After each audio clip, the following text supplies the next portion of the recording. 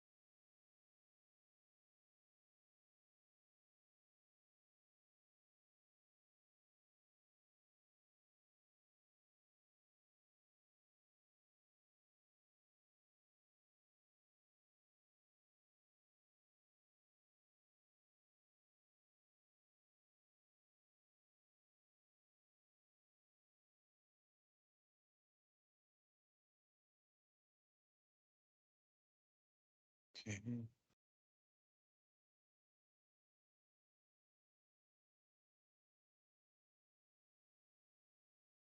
Anything that's like, oh yeah, so they all demoed her.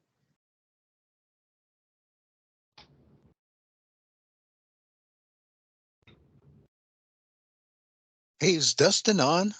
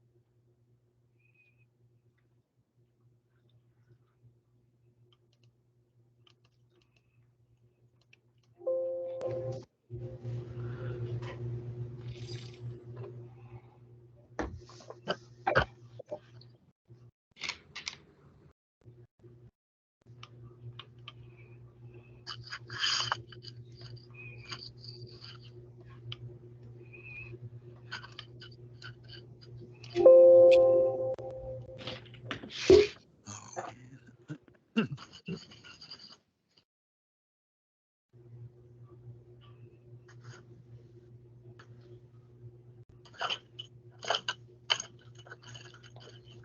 Hey, Renee, can you send an invite to Dustin? Yes, I can. I just sent one to everybody. Yeah, No, send one to Dustin. no.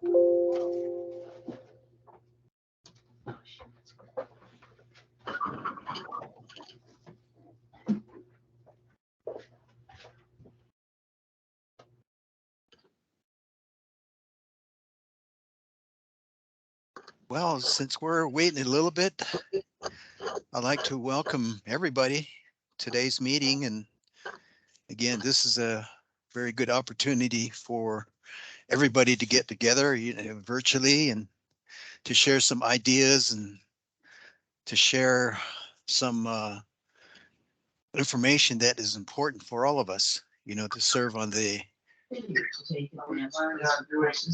European I'm also the Dow Jones Industrial Average is up. Renee, send it to his Dustin's UVU address.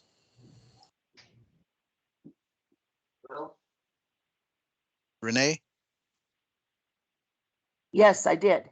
Okay, good. Thank you. It's already been sent. Well, he should be on a little while. Let's, again, I'd like to thank you guys for your attendance today. And I think we have a good agenda today to go over. And first, I'd like to welcome everybody again. And the welcoming part is that Tamara, are you here today? Tamara? Yes, I am. Blackwater. Can you introduce yourself? And I think that Heather asked that you like to be introduced and kind of get a feel of what we do as a Title VI coordinator meetings. So go ahead, Tamara.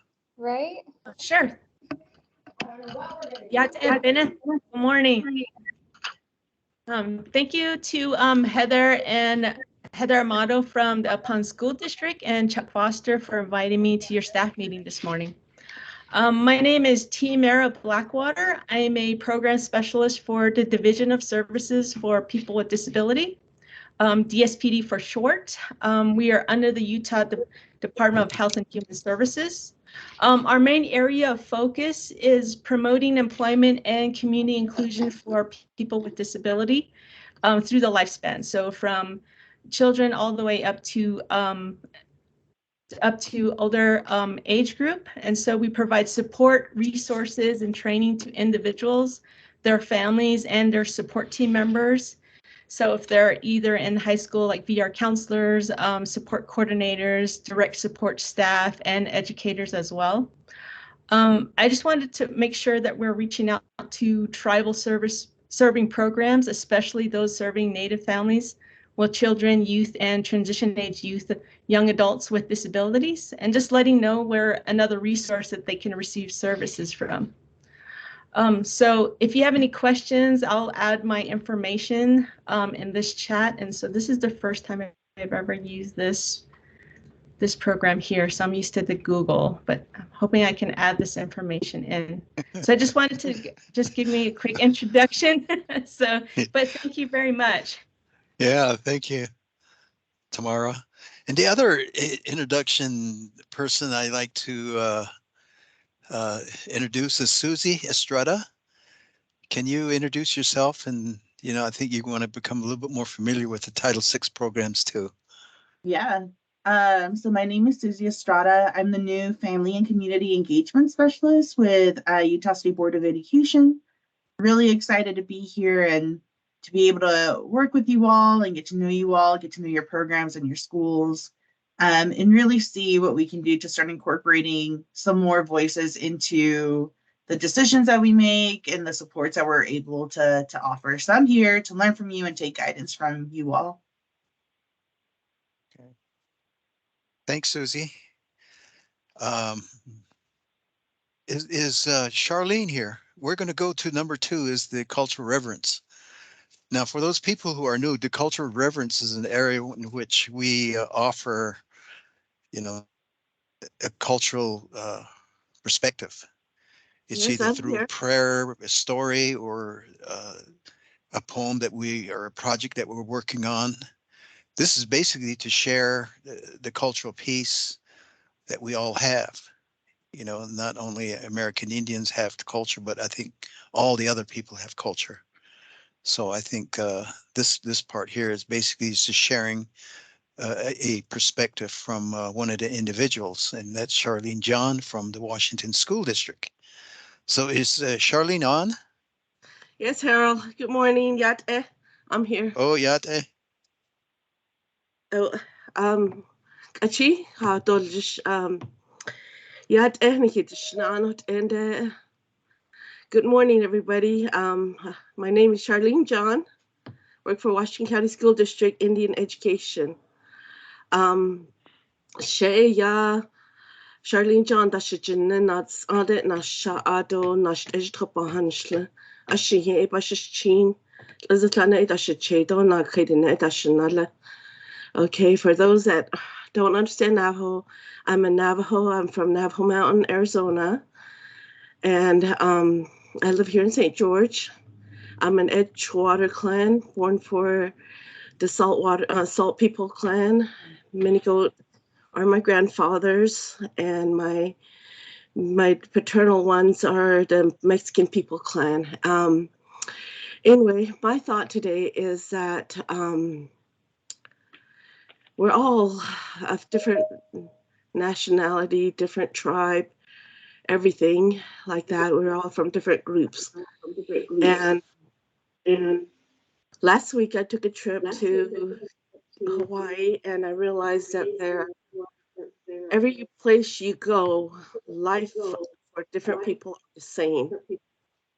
And I realized that, and I understand that the kids that we help, children that we help, are the ones that are in the same situation as we are. And as we go out and try and help them every day,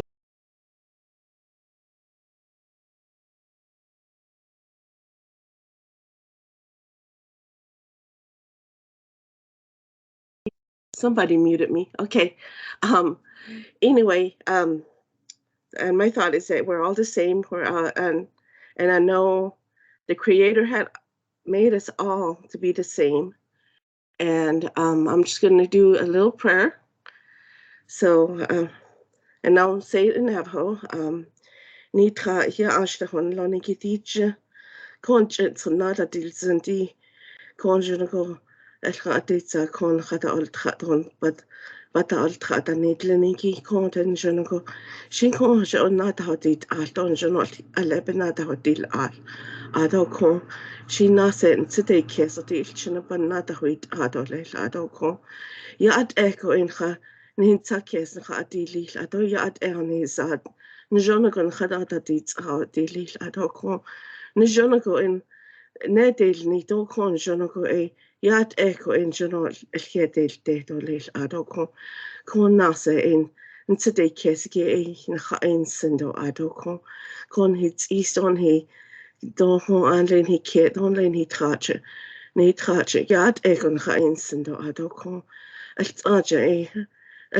den das ago yat ban today kes so yat but that deal ni lot in today kes on hadil adoko elchin do kont bom mado bje dat yat en da kan hadili adoko kon bahas tilchin yajn leni betiga hasen digi yat badati as betiga njana kon tsada keso datil nil adoko yat en hisata dit age ba yetanitz kot en tsnada til sendolel yat o gone. Amen.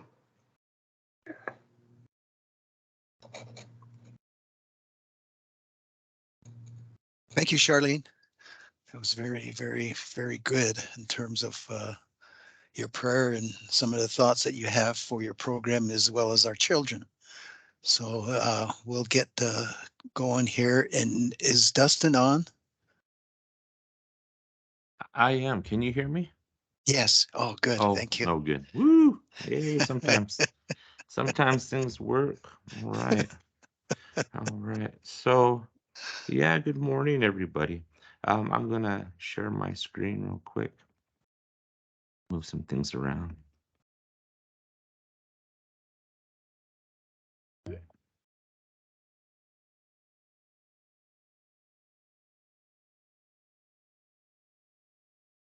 Am I sharing my screen? Can anybody tell? Yes. Oh, Okay. All right. Let me see. All right. Can you all see that? Okay. Yes. All right. So I'm gonna, I was really wondering what to share, and I had like four things, and I was trying to figure out what would be good that would help educators get to know their students a little better, and their history and where they're coming from in certain things, and then right about midnight last night, I went and I was looking through my emails, and I had an invite from the Northwestern Band of Shoshone.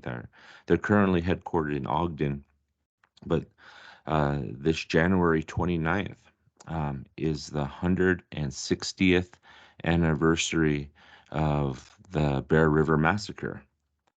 And so I believe they're doing a small program or a gathering on January 29th up at the location of the Bear River Massacre. I believe that's on a Sunday in the morning, and I think my family's gonna head out there just to be a part of that and to see it. I don't know how many people have actually heard of the Bear River Massacre. It's huge. It's a big deal, and it's a big part of Utah history. It happened in 1863, January 29, and so I thought I'd give you a little bit of background on that, just so you understand that a little bit, and I don't know if that remembrance or that activity that's happening on the 29th of January is open to the public. But if you find stuff like that and you're interested in going, I'll leave that up to you. But the Bear River Massacre is probably the largest massacre in Western America. And when it comes, if it's not it's probably one of the largest as far as numbers go. The Northwestern Band of Shoshone, they their traditional lands. From what Darren Perry told me, he was like, if we really getting technical about it, we're probably from I-80 north, right? So including the biggest downtown areas of Salt Lake, probably from about 30th south up there in Salt Lake is what their land was. And in 1847, when the Mormon pioneers came into this area, the tribe went out there and greeted them and spoke with the LDS Church and saw that they were putting down roots here, and saw that they were, plowing fields and starting to create a homeland for themselves. And the Northwestern Band went over there and said, "Hey, we see that you're living here. This is where we normally live, and how are you going to pay for it?" And they were told that this land wasn't theirs to sell, right? Which is a common thing that you'll hear throughout the history of the United States, as with Western expansion and the tribes trying to protect their lands. So they had a kind of a rough relationship with the pioneers that came in, and they tried to live among them and tried to make things work. But as time went on, their land base just got smaller and smaller and smaller, and it got very difficult to live that way. Up at you'll see up at just off Highway 91. There's a little map right there. You can kind of see it. But on Highway 91, you'll see this little monument here, and that was put up by the Daughters of the Pioneers. And then there's these signs, right? These big wooden signs around that area too. But these are some of the things you'll read here, and you can just look at how the differences and how things are portrayed, right? Let's read this one. It says they called it the Battle of Bear River, right? Was fought in this vicinity January 29, 1863, where Colonel Patrick E. Connor, leading 300 California volunteers from Camp Douglas, Utah, against Bannock and Shoshone Indians guilty of hostile attacks of immigrants and settlers, engaged about 500 Indians, of whom 250 to 300 were killed or incapacitated, including about 90 combatant women and children. 14 soldiers were killed, 4 officers and 49 men were wounded, of whom Officer and 7 men died later. 79 were severely frozen. Chiefs Bear Hunter, Sagwitch, and Lehigh were reported killed. 175 horses and much stolen property were recovered. 70 lodges were burned. Right. Let's read the next one. Attacks by the Indians on the peaceful inhabitants of this vicinity led to the final battle here. January 29, 1863, the conflict occurred in deep snow and bitter cold. Scores of wounded and frozen soldiers were taken from the battlefield to the Latter-day Saint community of Franklin, where pioneer women trained through trials and necessity of frontier living accepted the responsibility of caring for the wounded until they could be removed to Camp Douglas, Utah. 2 Indian women and 3 children found alive after the encounter were given homes in Franklin. Hey, this is Stephanie Rowley. I am calling, and I'll send you an email as well, but for job posting 6711. It's for the ML, or it's ELD paraprofessional. Hey, Just to Stephanie, call it could you go on mute?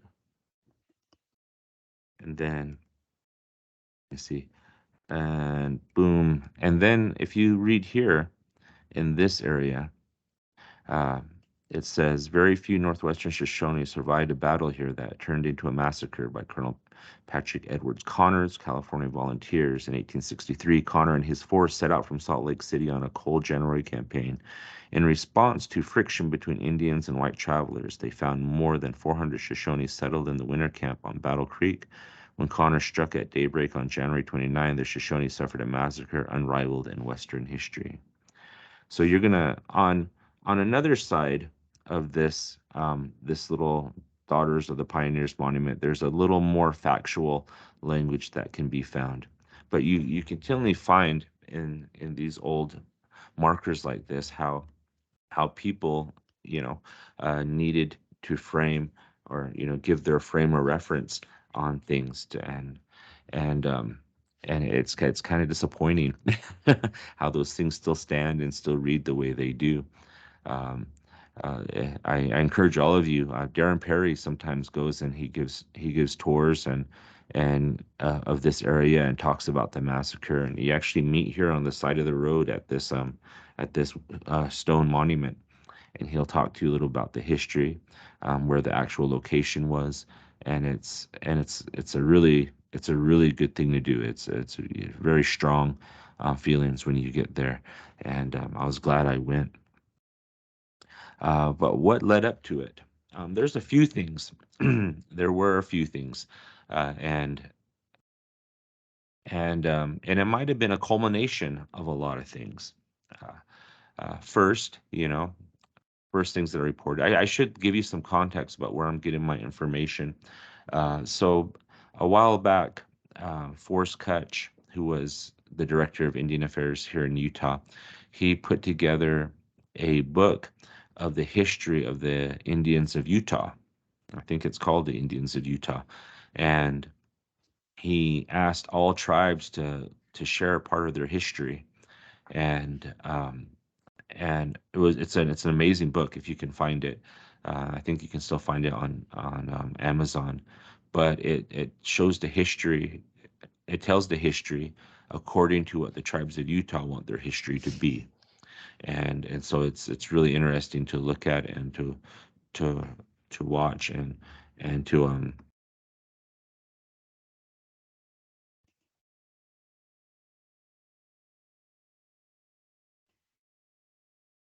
you'll have some tribes that will just use normal history, and other times you'll find tribes that start their history with their creation stories, and it's just an amazing thing to read about how tribes believe they came to be and how they came to be where they're at. And so I took my information from there.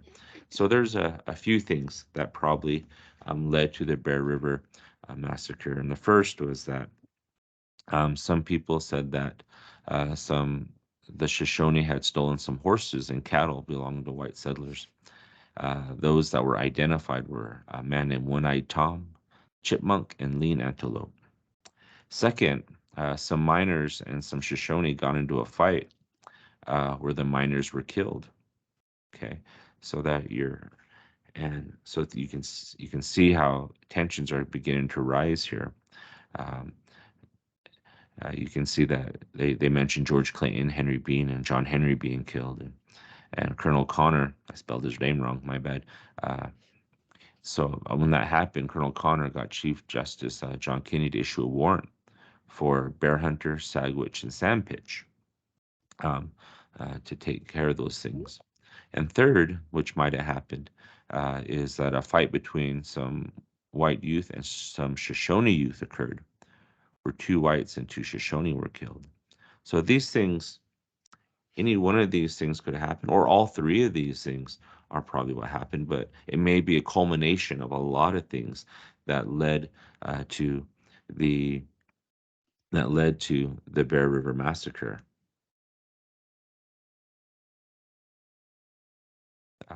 But because of the relationship between the tribe and the settlers in those areas, the non-Indian settlers in this area, they start to develop really strong feelings and harsh views of the tribes there. They're continually referred to as stealing savages, as beggars, and you know what, and on the tribe side, they're getting a little upset too. You know, they're getting upset because their land base is getting smaller and smaller, and it's not getting paid for. And like a number of other tribes that whose land was being encroached upon, and were getting smaller. The tribes that weren't receiving payment, they went and said, well, I guess we're living here together then. And so they started taking cattle.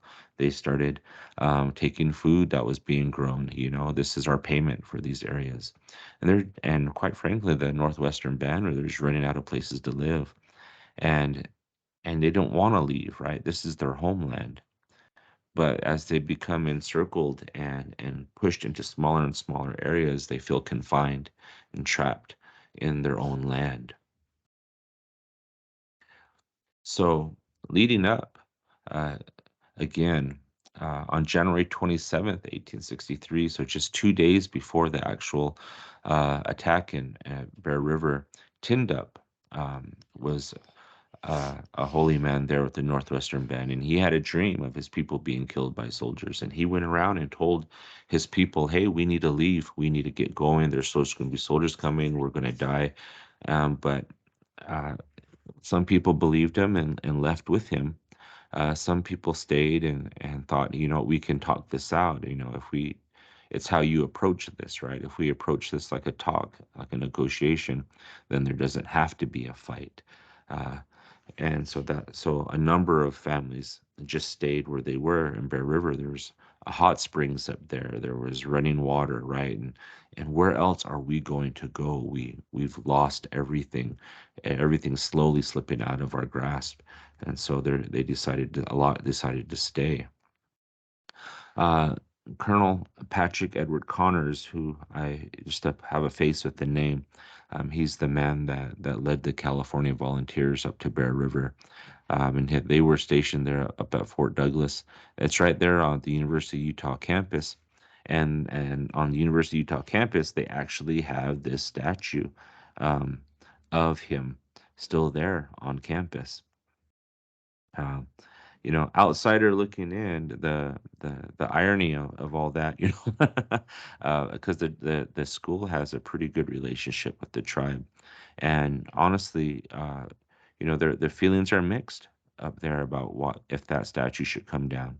I know Darren Perry said he doesn't care if it stays up, and for him, it's part of history of what happened. You know, he ties that statue of Colonel Connor to the Bear River Massacre, and if we remove that, I think the feeling is if we remove the statue from University of Utah, you may, in some ways, remove people's awareness of what happened at Bear River, which is also important. So what else happened? Well, you know, aside from that dream of Tindup, you know, they had the Shoshone weren't at odds with every non-Indian in the area. They had friends, and they had someone come up there and say, hey, you know, that the military is coming up, and And, if you read the writings out there, you read his journal entries, you read the reports, Colonel Connor, he wasn't going up there to enforce a warrant. He wasn't going up there to negotiate. He really just wanted to completely get rid of the Shoshone people. And the Shoshone people, knowing Connor were coming, still thought that they could negotiate with him. You'll find that they do bring weapons and they do get ready for it, right? And not, they're not saying they're not saying anything's going to happen, but you're ready just in case, because they had heard, words from Colonel Connor, and he was very clear on how he felt about Native people. He was famous for this, nits make lice, right? He said, he wasn't sympathetic to women and children in war. The children are there, and children grow up to be adults, and those adults are going to be the same Indians we're fighting today. So he was willing to kill everyone um, in the battles he engaged in when it came with the native tribes. So here, what happened is, on January 29th, 1863, they knew the soldiers were coming, and, Chief Sagwitch and his people, they woke up early, and they'll tell you this, that it was cold, right? Had snowed, and they knew that they could see the soldiers coming even before they actually saw people, because of the heat coming off of the soldiers. There's just a steam cloud coming towards them on that winter day. And so they got ready. They got ready to go up there. Some, like I said, they got some weapons just in case they had to use themselves, defend themselves. Though Sagwitch, he said to have encouraged his people, just to calm down, take it easy, and we're gonna try to talk. But they had a rough experience with non-Indians in their area, and so they still wanted to be prepared. And before any talking started, fighting started, right? And they fought as hard as they could. There's stories of the men hiding in foxholes that the native children had made. Native children would dig holes and play in them, and the men had to use them to seek cover. And like I said earlier, Colonel Connor, he saw men, women, children. Even if you weren't involved in those fights with the miners, even if you weren't involved with stealing cattle, even if you weren't involved in the youth fight between the Shoshone and the non-Indians, for Colonel Connor, all Shoshone were guilty by association. And so he went after everyone. And not too many Shoshone had rifles then, and their weapons compared to rifles and repeating arms, they didn't really stand a chance at that. And people ran, they hid. People were jumping in the river, in Cold River with their kids, with their babies. They were hiding in the bushes that ran along the river. They were getting on horses and trying to run. Some, again, still tried to fight. Ray Diamond, a nephew of Sagwitch, he escapes. And it says he swam across the river and hid in the hills. And we know this because he lived, right? And he lived to be 100 years old and was able to tell his story and recount what happened. Women swam in rivers and died. Their children died on their backs. There's a story of a woman named Anzi Chi who jumped in the river and hid in the banks, and she lost her child in the river. A man survived in the rivers. He swam with a buffalo robe on his back, and the story on that is they shot him, but he'd say that buffalo robe actually stopped that bullet from hitting him, and he was able to escape. Sagwitch gets away on horseback, and he talks about another man able to get away. He grabs the tail of that horse and hangs on to it in his escape. Chief Bear Hunter is caught, and it's a horrible way to die. And if you have trouble hearing how how he died. You can hit mute for right now. But bear hunters, they capture him and they just torture him the whole time. And in the end, they put a bayonet, right? The knife projectile you put at the end of a rifle, they heat that up and they put it through his ear, through his head until it comes out to his other ear on that. And so that's how they kill Bear Hunter. Jaeger Timbimbu, Sagwich's son and his grandmother, they played dead in the snow. They laid there. And he was 15 years old, and he says that a soldier knew he wasn't dead. Because he knew he wasn't dead. He saw him breathing, he saw him move, but that soldier just left him there. Even though the soldier knew he wasn't really dead, but he just laid there. Sagwich's oldest son, Sokwich, the oldest son of Sagwich, he made it, and his girlfriend was riding behind him on the horse, and she was shot in the back. He was able to find cover and continued to watch. And these people survived, and that's why we have these stories, and that's why we have these accounts. I want you to just really be aware of that and say, hey, where's this written down? And what non-Indian was taking notes and saw this happen? No, these are oral histories that were passed down, that were shared with the people, and that's how we know them today. After the attack, it's called the Battle of Bear River. Right? 14 soldiers were in fact killed, and 4 died after. The military claimed that it was a short fight lasting about 4 hours. The Shoshone said it lasted the entire day. And they're probably both true, because the actual fighting and engagement may have only lasted 4 hours, but the soldiers stayed the whole day. They burned the entire village. They looted the entire village. They were walking around and actually killing people. So Jaeger Timbimbu got lucky, right?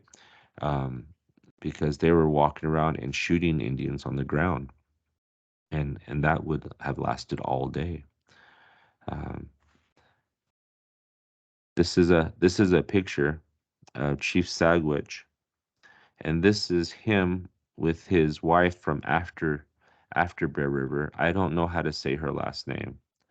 I could say Bewochi, but I probably will not pronounce that the right way. She was the widowed wife of Chief Bear Hunter that was killed with the bayonet. But this is how he looked, and this was her. Just again, names with faces.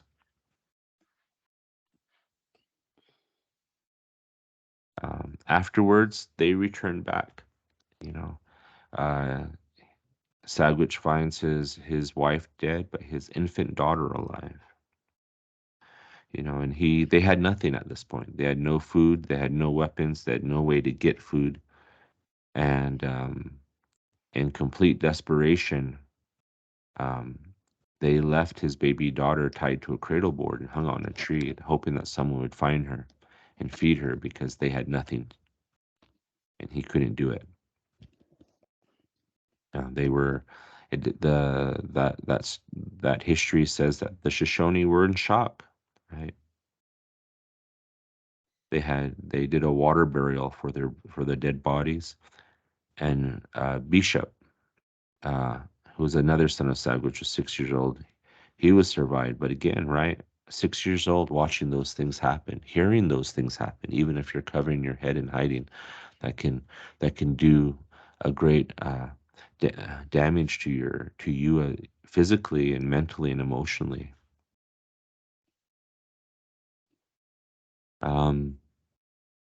Some Shoshone decide to live with another band of Shoshone near Promontory, Utah. The news spread among all Shoshone, right? And everyone felt bad for them, that all those different bands of Shoshone, when they heard what they went through. Pobihup and her friends, right? I usually share this with my students. It says they cut their hair. They cut their braids, you know, in mourning. They slash their arms and legs in mourning, right? It's that physical manifestation of sadness and mourning for the loss of your people. Sagwich's men, they sent men up to Pocatello's band to get to retrieve. Just think of this: the stolen animals. So, let me go back really quick. We talked about why this happened, right? The people that stole the animals weren't even from Sagwich's band. They were from Pocatello's band, an entirely different band of Shoshone. And so Sagwich sent men up to Pocatello's band and actually retrieved all the stolen animals and returned them back to the settlers after all this, right? He doesn't want this to happen again. He doesn't want part two to come back where the soldiers come in and finish them all off. He's trying to settle this and make things right. And what we find out is they, like I said, they had nothing, because not only did they burn the village, the soldiers took things too. They took their trophies and left the Shoshone people with absolutely nothing. We have a short list of who was able to survive that. We have Chief Sagwich, Soquich, and Yeager, Ray Diamond, Peter Ottogori, Hiram Ugosaw, Frank Timbambu Warner, Tim Dup and family. I don't know how to say that. Biwa Utse, Towenge Timbambu, Onse Chi, Techum Dake, and Mojogich, and other people that survived that. But we have people, we have their stories, we have their accounts of the things that they saw and the things that they went through that day. So that's why we can share these stories with everyone.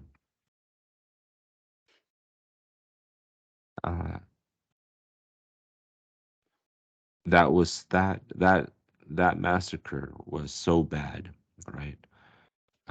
It did for the most part in the conflict between the Shoshone and the settlers in that area. But because there were so few of them left, it was a lot easier for them again to take even more land. And up to this day, you're right.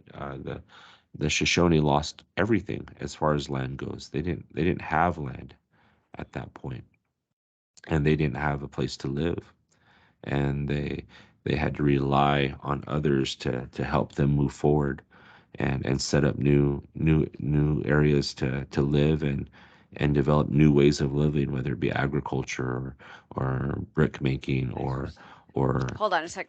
Oh, no. or I'm listening to a presentation. Oh, thanks for sending that email. Oh, you're welcome. I just remind everyone to go on mute. And so they had to change their entire way of life to adjust and survive, those that were left.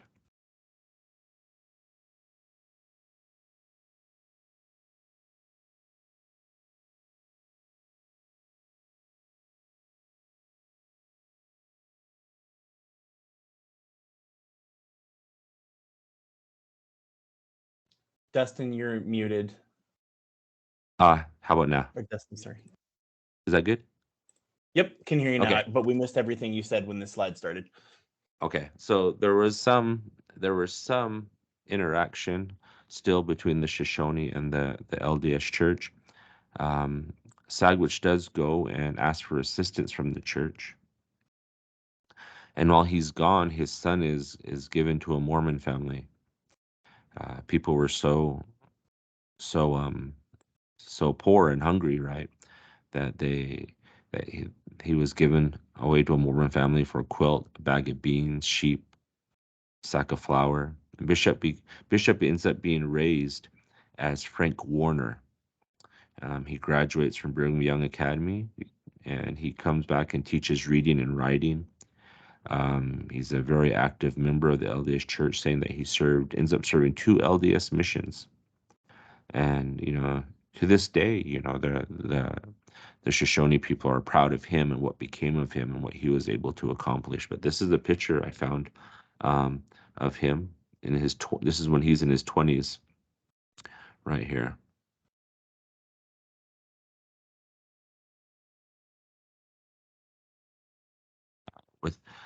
So again, their whole lifestyle changes, right? They lose so much of their traditional lands that they can no longer live in that hunter-gatherer type of life. So they end up working as laborers in farms. Some start small farms of their own. They end up spreading out a little bit and going from one place to another. And today, the Northwestern Band is one of the reservations one of the tribes in Utah that does not have a reservation. The tribe does own land that they bought outright, and they own it, what we call fee simple. And they're developing it, and they're trying to obtain other lands from the federal government. It's just a long process. But they're still active in that fight to restore what was theirs, and to give their people a homeland. Right? They have a cemetery there that has a lot of their people buried in there, and they're trying to reclaim some of that land, either through purchase or through congressional action, so that their people can return and be by their relatives. They can have a place to live, a place where they can call home as a tribal people. If you go there now, across the street from that Daughters of the Pioneers. So the Daughters of the Pioneers monument is Highway 91 right here. I don't know if you see my arrow, but that's where right about there is where that monument is. But the actual site of the massacres is across the street here, and you can drive up here on a road, and this takes you on a bluff overlooking all this. And you can overlook the area, which is right up here. So if you see my arrow on the picture below, that's right up here on top of this hill. You can go up there and overlook this area here where the massacre actually took place. And the tribe is trying to make an interpretive center there for people to visit and have an understanding of what happened there and where their people are now, and how their people are moving forward from that experience, and from the entire settler colonial experience that their people endured. And so it should be a very beautiful area there. It almost looks like this right now, but without the interpretive center. They're doing work along the river. A lot of the settlers, they planted Russian olives all along the rivers, just to stop land erosion. But they didn't really realize that Russian olives, each tree takes almost 200 gallons of water a day from the river. That's a thirsty tree right there. So throughout Utah, a lot of tribes are trying to get rid of all their Russian olives, so that they can restore the river to what it used to be, and be a place that people can come in and see again. They're trying to restore it to what it was.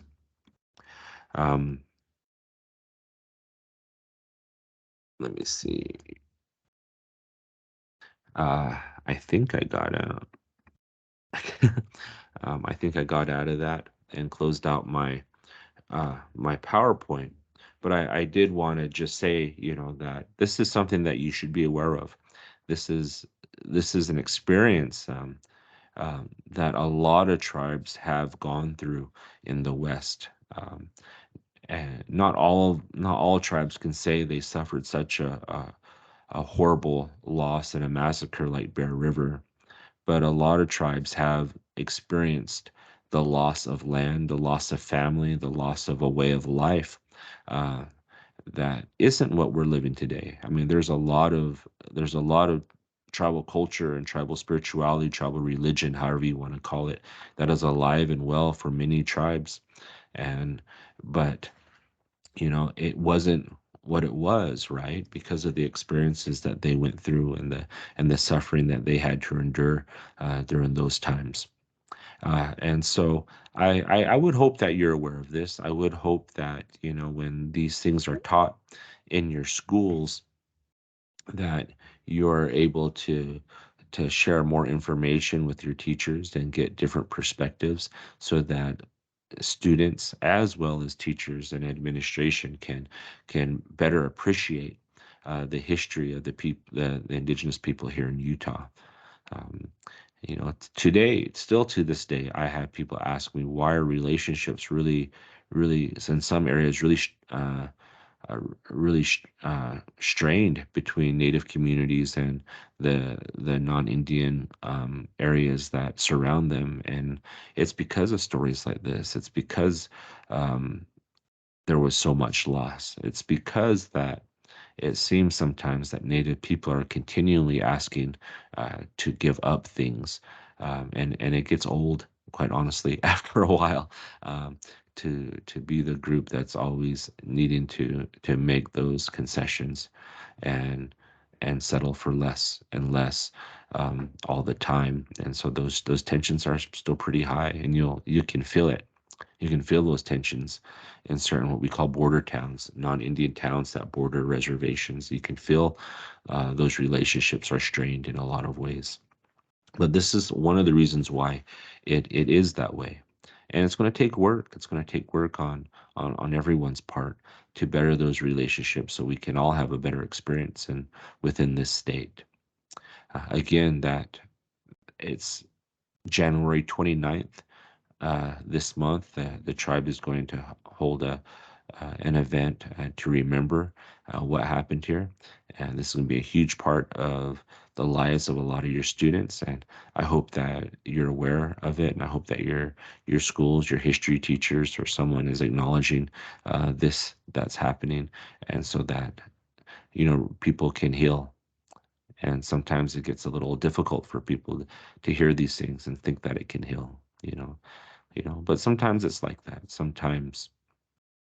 Sometimes the healing of a wound, what they say, right? The healing of the wound hurts more than what caused the wound in the first place, and this might be one of those times, one of those situations where it's going to be hard to hear and it's going to be hard to accept, but it's something that needs to happen for people to move on. I'll conclude my remarks there. I hope that this was something that you could use, something that helps you connect more with your Native students in your school districts, and that you have a good Friday and a good weekend. But thank you. Hey, thanks, Dustin. I got a couple of observation, if you will. I think there's you go back into history, there's always been a difference of cultural difference between groups. And in this case, it's American Indians and the white. And I think today we basically not completely understand each other's culture. And I think that on both parts, they're making that effort. I see this in classrooms. I see this in the lifestyles of American Indians. And you get deeper into the reservations, you find that, those lifestyles are completely different from the urban areas. And we find that our students are trying to straddle that cultural difference between the two groups. And I think this was happening way back when. And I think that we understanding the dominant culture now because, through reading and writing and like the 3 R's and arithmetic. Mm-hmm. But also we have to include that history piece to understand much more of the historical happenings in the past, that we put that into perspective. Now, it's not knocking anybody's, livelihood. It's just that understanding it. This actually happened, and I like what uh, what's his name? Darren Perry. Darren Perry. Yeah. I like his comment that you have that statue up there, so it gives you a perspective that this actually happened. If you had no statue, it's like nothing happened. But I like that comment. And I think that the cultural thing, we as people, we put these into perspective, and sometimes it's harsh. Sometimes it's in your face, like with this with Forrest Kutch that he edited on the book. There's a few pushbacks on that. Yeah. But these are actually events, and this was actually storied by the tribes themselves, live, and these members were alive, and they gave their history, and of course they put it into a book, and you read that, and some of the I've read that book, and it's a good book. Yeah. It's a perspective from those tribes, Yeah. and which I really like, because that gives me a better view of what other tribes what other tribes in Utah, things that happened to them in the past. So that's just kind of my comment. And is there anybody else that would like to make a comment or two? If not, we'll let you go, Dustin. I know you're really busy. I'm driving to Fort Duchesne today, so hopefully the weather stays sunny. I have a comment. I would just like to thank Dustin for sharing the story. I've heard a lot about it, but not being originally from Utah, I've always heard bits and pieces of the story, but not the whole story. So it was great to hear the whole story. And I think with a lot of the history of our Native people, there are all stories that have been carried down because of how misrepresented the history has been in our books. And so, even with the Long Walk, there are some stories that were included, like, I remember some of the elders talking about how the children were left behind in the Navajo Long Walk. And it's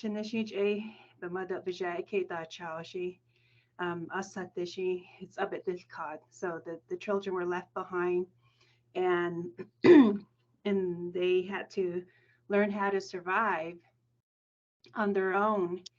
And then they got help from out of all of our characters, the winter stories, they said the kids got help by the Coyote to stay alive, and they were able to find food and water. So there's all of these stories that are just carried down, and I think about like those children that were left behind from the Long Walk because they were too young to go on the journey. And and those are things that are not reported in our history books. So they're just stories that are carried down from our elders. So I really do appreciate you sharing this story, because I was always curious about it. I've heard bits and pieces of it about it, but not the entire story. So yeah. Oh, thank That's you. all I have to say. I'm gonna make a run for it, guys. Have a good one. Have a good Hey, weekend, thanks. everybody. Thanks, Dustin. Have a good one.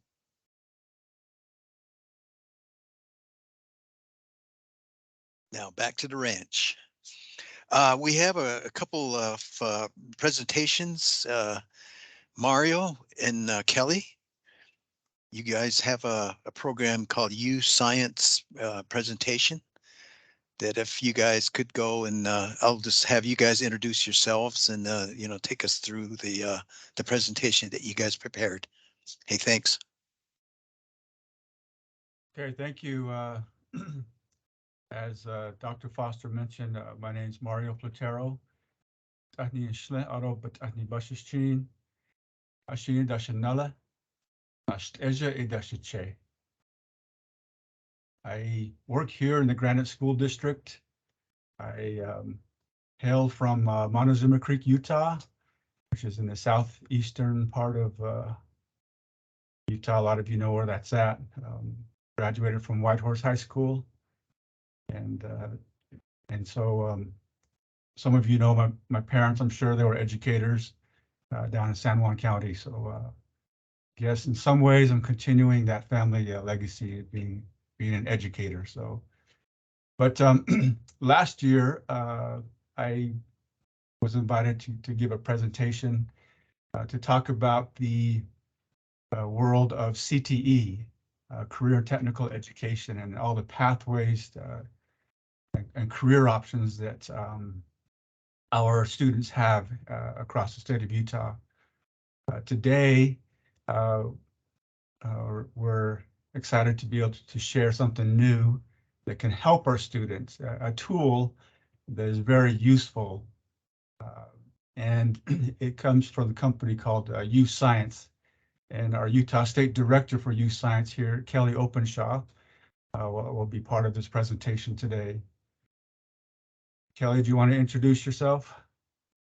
Sure, absolutely. It's a pleasure to be here. What an honor to be in this meeting. And I'm very emotional. You guys just set an incredible tone for this meeting, from the blessing and prayer at the beginning to Dustin's comments, would just really thank you. It's an honor to be here and I really appreciate it.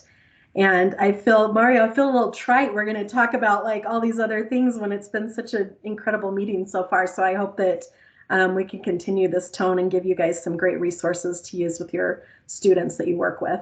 But I am the state director for Youth Science. Sorry, I'll get to the point here. But I work with all of the school districts across the state, and Youth Science is a program that all of you have access to that you can utilize with your students that you're working with. We get this funded through the legislature, so I'll tell you a little bit more about it and show you what it is, but hopefully it'll be a tool that will help you guys be able to work with your students and help them as they go through school. Okay, thank you. So I want to come from this presentation to come from a couple of scenarios. One from a parent perspective, and obviously one from a school counselor or a career counselor perspective.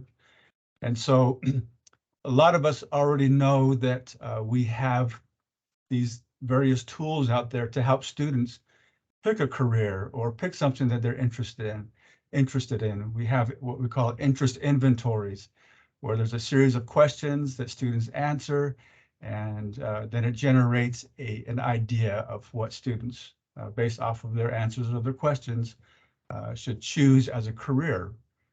Well, that's great, but let's remember that this is something called an interest inventory.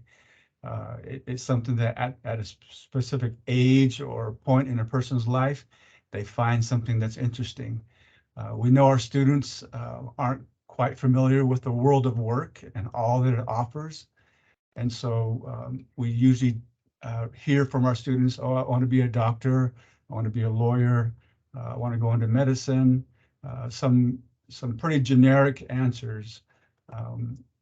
But with Youth Science, this is more of an aptitude inventory.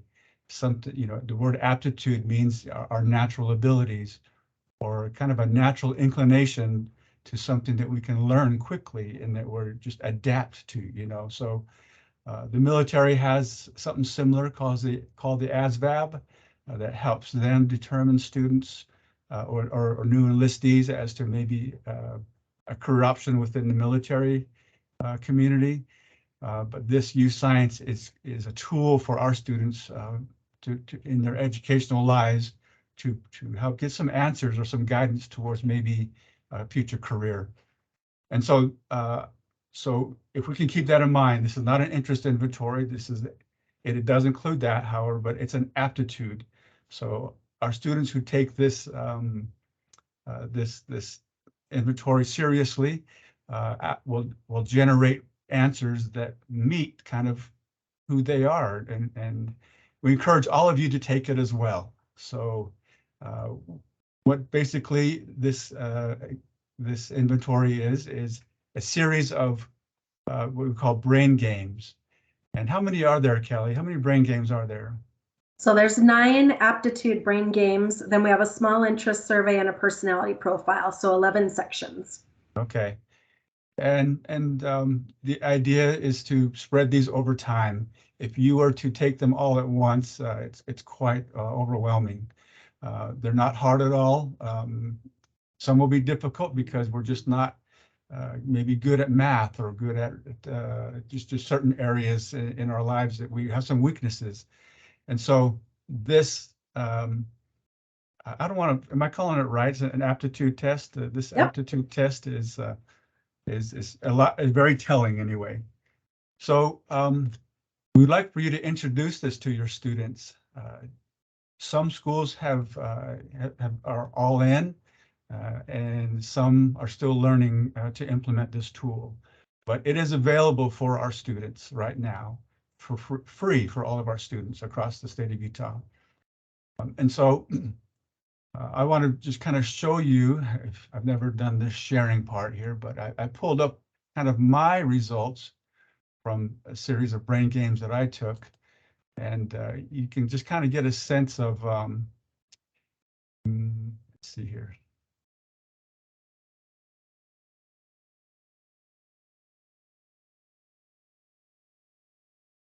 Okay, share. Can you guys see the screen? Yes. Presenting. Okay. Yeah. So here's the company UScience. Drop-down menu allows you to review your aptitudes based off your results, careers that are good, strong fits for you. And then also something kind of neat here, when students or even adults who receive the results, there are descriptions, words that you can use to help strengthen your resume or your application. But according to my results here, it shows that some of these are my strengths here. I'm a brainstormer. Kind of my how I contribute to a team is I'm a blended energizer, kind of a generalist. All of you will kind of be, in these different various boxes, just based off of your own aptitudes. And so very infographic, something that is visual and not just a bunch of words that come on a page. If we look at careers, this is what I think is one of the more exciting pages here. We can filter what kind of educational investment we want. So if your students get the results and they say, you know what, I only want to go to school for 1 year or 6 months, let's look at my options and how do I want that to fit? Just my interest, just my aptitude, or a combination of both. And so being a school counselor, done that for a number of years, I found that that fit right within my strong fit, this educational guidance, school and vocational counselor. My new role here in the district is I'm one of the CTE coordinators. And so now I try to spread the word about the CTE world, about careers and pathways. And for students, I think this would be very, very important for them to review. I thought maybe I'd be strong in some areas, and I found that, there were a fair fit, and more of my aptitude lies within these green areas. So there's these green indicating bars are your strong fits. You can scroll down to kind of a good overall fit. That's the blue. And then down here, I believe it was like an orange. Yeah, kind of an orange color where, it's a fair fit for you, So it looks like I'm not supposed to be a theater or makeup artist. So as you can see, very infographics, very graphic oriented.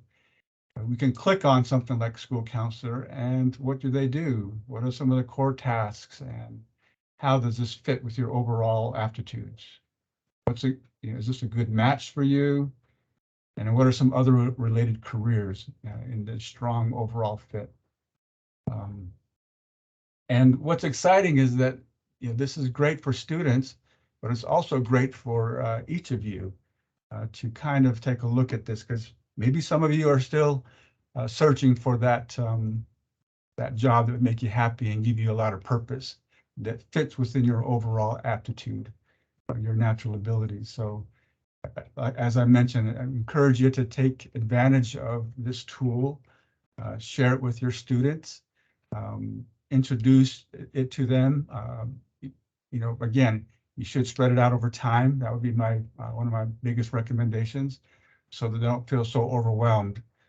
Some students will be so excited to see these results that they may rush through some of these answers, but encourage them to be patient, and because this is a valuable tool and could save them a lot of time and even money, I would say. So, but I'm just giving you kind of a general overview of this, and I'd like to let Kelly here take over the remaining time to kind of dive a little bit more into this.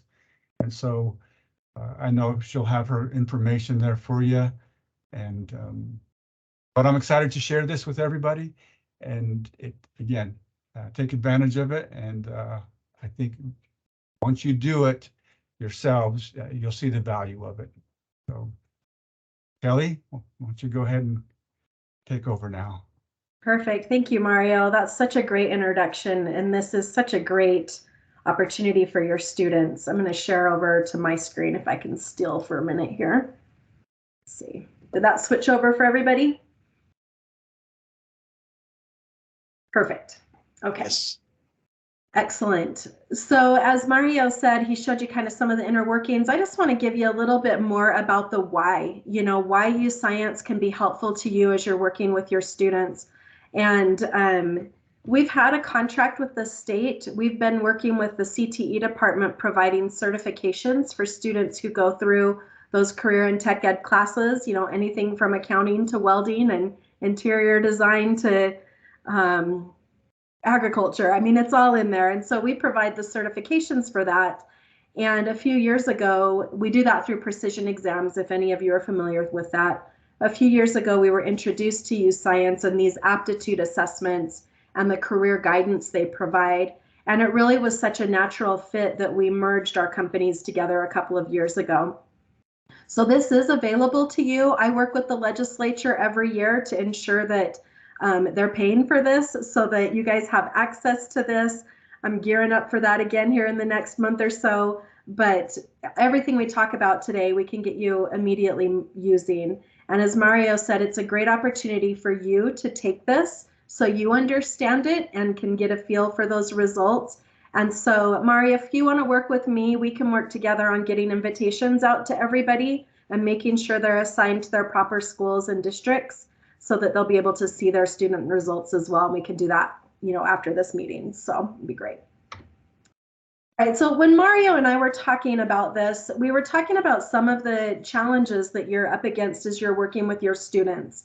And, it's so difficult with students in general. And then for your population of students you're working with, we want to make sure we're giving you a tool that can actually help with some of these challenges that you're dealing with. Obviously, a population that gets overlooked and doesn't get the support that they need. And so we want to help with that and help with graduation rates, dropout rates, test scores, and then also with suicide. There's some great mental health things of value in here that can be really helpful for you as well. So hopefully we can help at least touch on these things and just be another tool to help address some of these common issues. So the big picture of what Use Science is, we can actually start as early as 6th grade and start introducing students to career exploration.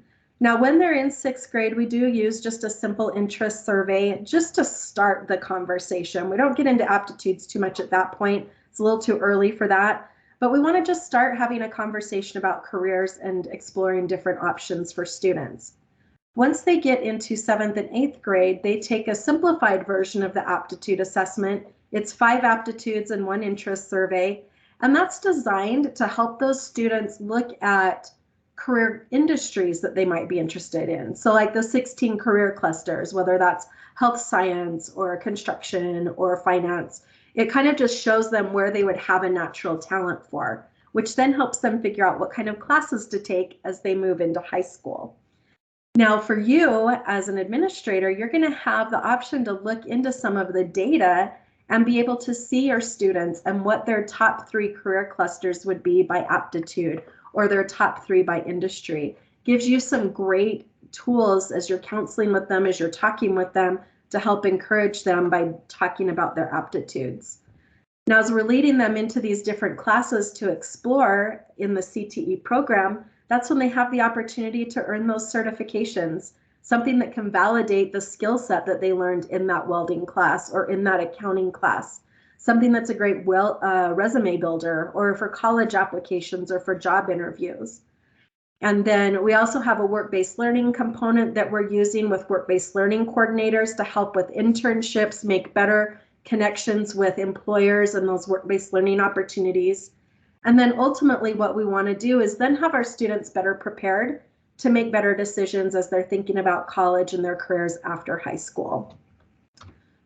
Well, the whole reason we do this, and I'm sure all of you experience this every day, but if you're dealing with high school students, there's always adults who say, hey, what do you want to do when you grow up? I've got a junior right now, and if someone asks him that, man, you've immediately shut him down. He doesn't, it's so hard to answer that question, because honestly, our students are sitting in class. A lot of times they're thinking, why am I learning this? Like, what is the point? And so we want to find a way to help them be more confident answering both of those questions. And as Mario talked about, typically what we've done is we focused on interest surveys. You know, it's very interesting in school because I always kind of think of it about the 10, 80, and 10. You got your 10% of students that are the gold star students that everybody thinks they've got their act together, they know exactly what they're doing. And then you have your 10% of students that everybody knows because they're your problem causers. And then there's like that 80% of students that just get overlooked so often. And so if we're only looking at talent based on our gold star students, we're missing out on all of our other students who have so much talent to offer. And so if we only go off of an interest survey, think about the students that you work with on a daily basis. Teenagers live in this little bubble, very social, sports, music, social media, YouTube, all those things. And a lot of them haven't had a lot of experience or exposure to careers or to opportunities outside of that bubble they live in. So if we're giving them an interest survey that says, hey, do you like this or do you like this? Do you want to do this? Do you want to do that? They're only bouncing around within the bubble that they're living in. And so if we can take aptitudes into consideration and help students understand what their natural talents are, it helps them get outside of that bubble and start to look at other opportunities that are available. Those interest surveys tend to be really harmful for our women, our minority students, our urban and rural students, our underserved populations. And so the more we can help them tap into their natural aptitudes, the more success they're going to see. So Mario talked a little bit about the brain games that you take. I'll just show you a couple of examples here. This is inductive reasoning. You have 6 objects. You need to choose 3 that have something in common. And so since we're in a group format here, I'll let you all kind of answer this for yourselves. But a lot of times the answers that I'll get are B, C, and E. They're all appliances. I've had people say A, E, and F. You got a cookbook, a mixer, you're making a cake. I've had other people say A, C, and D. They're all rectangular. And there's all different variations of answers. The cool thing about these brain games is there's no right or wrong answer. A lot of times in the background, they're measuring things that go beyond the answers. So for example, in inductive reasoning, what they're looking at is how quickly you can make a decision. Now, for me, this is one that I struggle with, because if you give me long enough, I'm going to find something in common with all 6 of these things. And this was something that really kind of gnawed at me until someone said to me, Kelly, doesn't mean you're good or bad at anything. It just means that if you have a high aptitude for inductive reasoning, you might be a better fit for a fast-moving career, maybe ER doctor, something like that. But you may not want that same skill set in your accountant. And so we take that into consideration when we show those career recommendations that Mario showed you. Another one that we do, this is always, Mario, you can nod your head. Did you love or hate this one? Give me a yes or a no. Yeah, you liked this one. Perfect. This one is always like, there's no gray area. People either love it or they hate it. But you have a piece of paper, you fold it a few times, you punch a hole in it. When you open it, where's that hole going to be? And again, this is an exercise measuring spatial visualization. Now, as Mario said, there's 9 different aptitude assessments. So there's 9 different brain games. The cool thing is you don't have to do it in one sitting. In fact, we recommend you spread it out. Do 1 or 2 a day with your students, something like that. Because as Mario mentioned, your brain will explode if you try and do it all in one sitting. It's a lot. But again, when you're working with your students, make sure you set those expectations that they don't need to worry about right or wrong answers. They just need to do their best. They're not being graded. There's no percentage. There's no quartile. The only thing we're focused on is that individual student and understanding where their aptitudes are so that we can get a good feel for what might be a best fit career for them in the future. So Mario showed you this. It's such a great profile for our students to go in. They can see how their talent profile breaks out a little differently. So you saw that Mario had the big green over here. He's a big brainstormer. This is my son's profile. His idea generation over here is a little bit smaller. So Drew asked me, he's like, Mom, I've got all of these that are kind of big, then I've got these 2 small ones over here. Does that mean I'm not good at those? And I said, no, what that means is you've got those 4 that are kind of your primary aptitudes, and then you have some supporting aptitudes in there as well. One of the things I love about everything you find in U Science, it's all positive. There's nothing in here that's ever going to make your student feel less than. It's all meant to build up and encourage your students and to show them how awesome they actually are. One thing that I love is when you go and click this Explore button right here, it will actually expand. If you were clicked on Sequential Thinker and you clicked on Explore, it will tell you all about what that talent means, how it impacts you at school, how it impacts you at work, how it impacts you socially. There's all of this awesome information that really helps you kind of understand yourself a little bit more. As you're working with your students, it's a great thing to look in there with them and talk about different class selections. You know, maybe they're better at working in a group versus on their own. That's something they could take into consideration as they're looking at class selection to make sure that they're working to their strengths. Obviously, the career recommendations are always really great for the students to take a look at to figure out what they might be interested in. Mario kind of went through this. It's really awesome. One thing I do want to point out is we are not a dream killer. So as you move from the green to the blue to the orange to the gray, if someone has a career they really want to go into, but it shows up down in the gray, you know, maybe it's not the best fit, click into it and see how those aptitudes align with the career. A lot of times what we find is a student's actually overqualified for that particular job. And so it puts it more at a lower fit because they have more talent than that job actually requires. And so it's a good thing for the students to go in that knowing, God, if I go into this job, would I be bored? You know, is this something that actually plays to my talents? I always laugh at myself because my results are all very construction oriented. And there's always the question in the back of your mind. I think everybody's like, should I have been a doctor or a nurse or something like that? So I type in nurse and it's about as grayed down as you can possibly be. But when I click into why, I'm actually a pretty good fit for all of it, except for one part. You're going to think I'm a terrible person. But the one part is like my social interaction. I have a really difficult time dealing with needy people. So as a nurse, obviously that would be a very important thing. And so it was kind of an interesting thing to go through. and get a better feel for who I am. Again, talking about those certifications in their CTE classes, we've got certifications in all the different career clusters. So as your students start exploring different options, they can validate their skills through these certifications. And these populate into their U-Science profile, so they can actually click in and see all the certifications they've taken. They can print them right from their profile, and it works into the algorithm for some of the career recommendations and employers that would be a good connection for them. So in the profile, there's an opportunities section where students can go in and they can see local companies that are looking for careers or for students that have the aptitudes, the skill set, the interests that match up with what their company provides.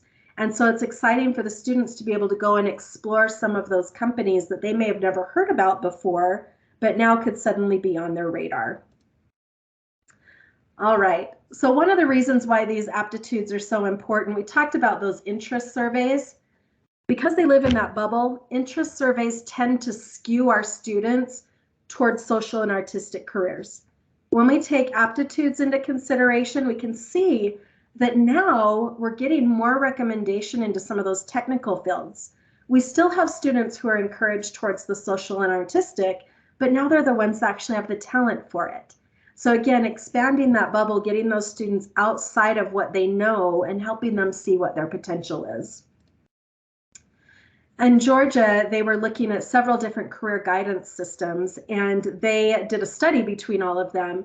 And what they found with the students who are using U-Science, they had statistically significant improvements in 5 key areas: intent to persist, self-awareness, self-empowerment, career exploration, career decision-making. Statistically significant improvements. So much that they have a state contract with us and offer this for all of their students. Some of the comments we've received back from students as they take this: I love this. No one ever told me I was good at anything. I didn't even know these careers existed. I didn't know I had the talent to do something like this. So when you think about the students that you work with, and if you can get results similar to this, giving them that hope, giving that confidence in what could happen in their future, that's what we want to achieve. And so hopefully by giving them this information, it will help them have those same kind of results. We find that this is really important for our women and for our racially diverse populations. We all know women tend not to be as interested in technical fields, but when we take their interests into consideration, just look how that levels the playing field. There was a study done for students looking at technical fields. In the study, they had white, Black, Hispanic, and other students. And the interest in the technical fields kind of hovered around 50-50. But when they took aptitudes into consideration, you can see how much talent is spread across all populations. And again, helping those students see the potential that they have and start to see the opportunities that are available to them is something that can really help them. For you as an advisor, I mentioned some of this data. How helpful would it be? We're starting to get into the time where everybody's starting to choose classes for next year, things like that. Wouldn't it be nice to have a student walk into your office or meet up with you on Zoom and you knew what their top 3 kind of career clusters would be by aptitude and by interest? Wouldn't that help you as you're talking to them about career or about courses to take next year? Hey, why don't you take an introduction to health science? That shows as one of your top aptitudes. We have this awesome class, you should try it. It just will help you give them some better guidance. Plus, the information here is totally third party, so your students kind of perk up a little bit that it's not just you telling them they're awesome. It's not just their parents telling them they're awesome. It's actually something else completely unrelated to them that's telling them how awesome they are and what their potential is.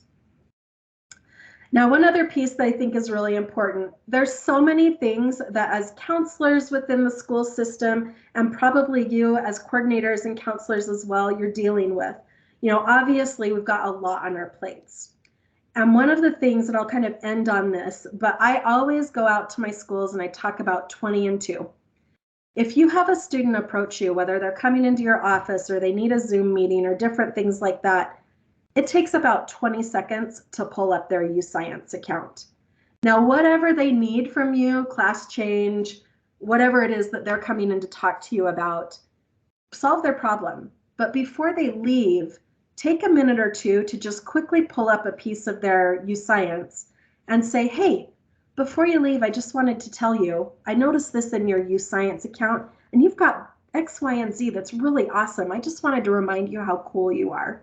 It takes 20 seconds and 2 minutes for them to walk out of their interaction with you feeling lighter and feeling like somebody cares about them and you have that personal connection.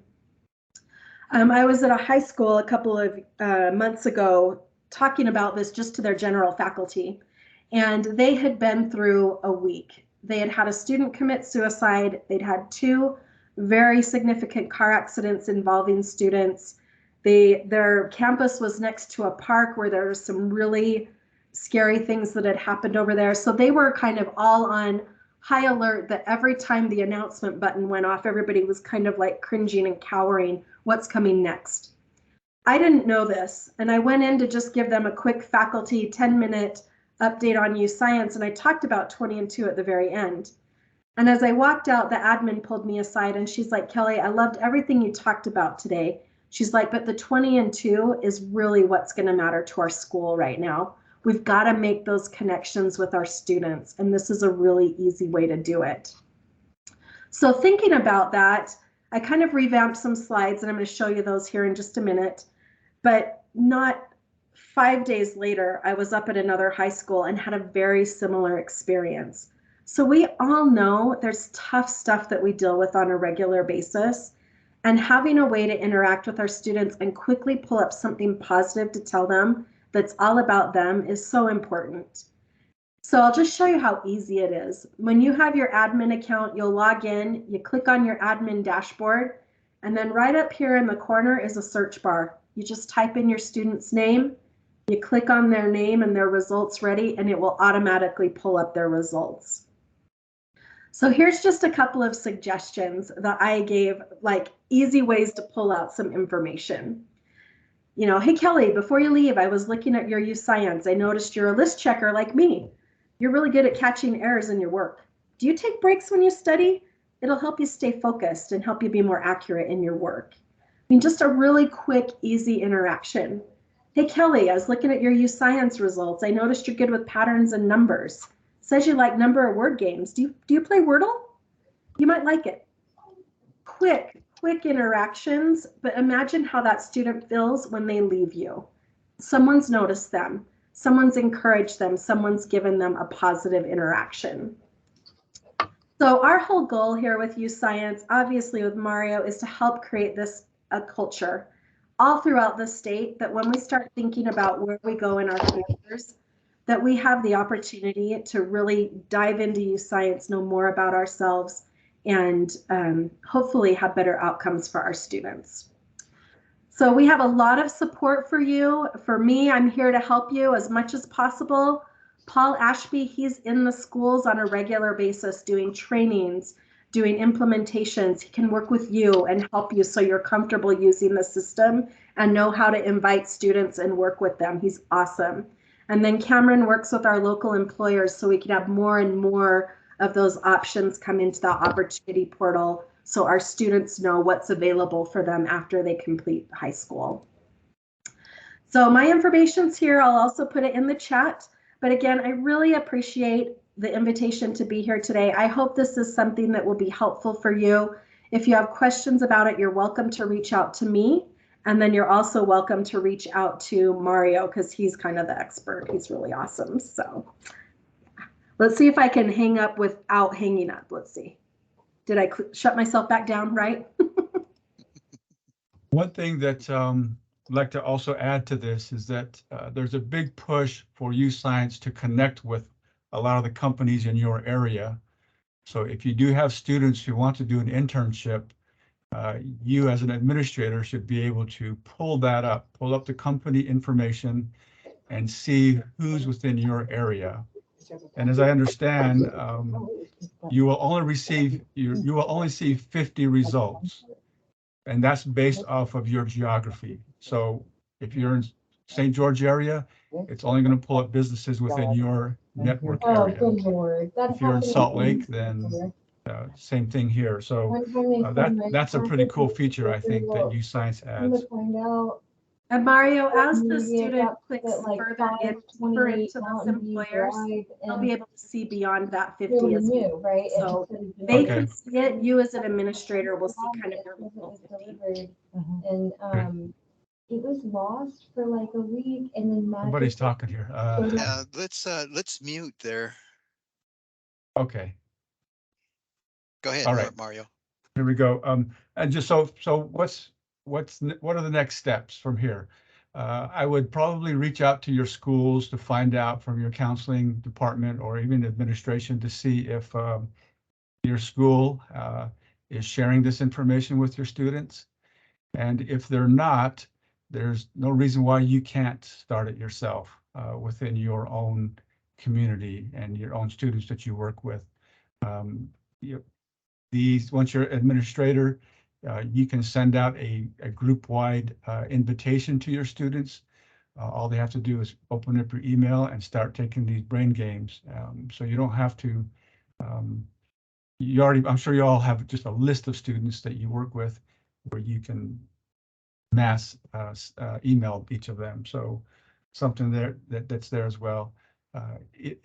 It looks intimidating, you know, like there's a lot to it, but once you get your own results and review it and play around with it, you start to become pretty familiar with it. And then you get excited because you want your own children to take this and help them through their career options as well. So I've introduced it to my children, and a couple of them have taken it, and we're waiting for the others to finish. But it's a great tool. I just wonder, is there anybody out there that have any questions? That would be a good time.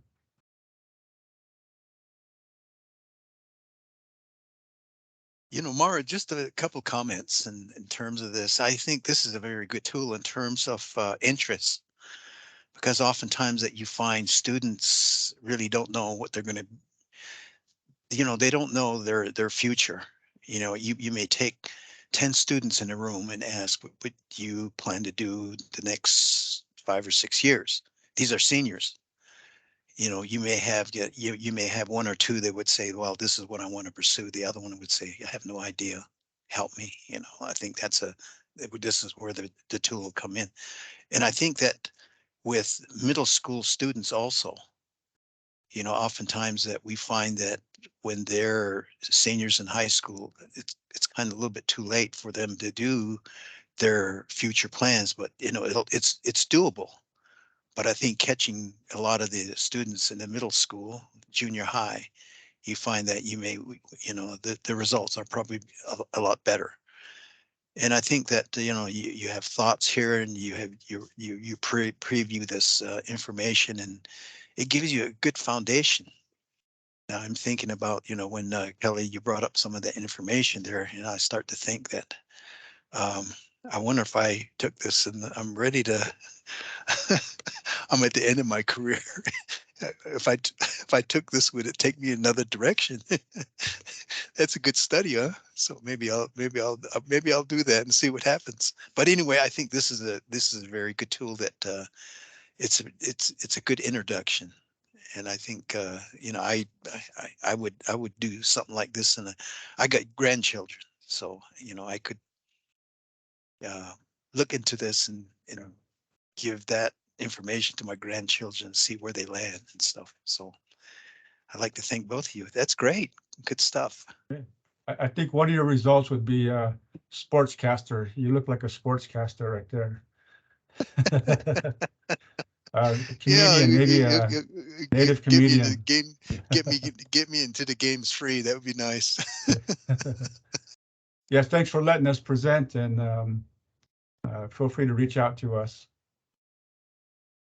Well, thank both of you. You know, are there any comments or any suggestions, or you know, how to get started out there with the folks out there who are listening?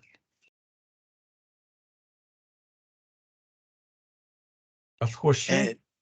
And if not, yeah, Oh, both of you. yeah. And I'm pretty sure that they'll be reaching out to you and so on and so forth. And you know, thank you for sharing this information. I think this is very, very good and useful information that we could all share and use.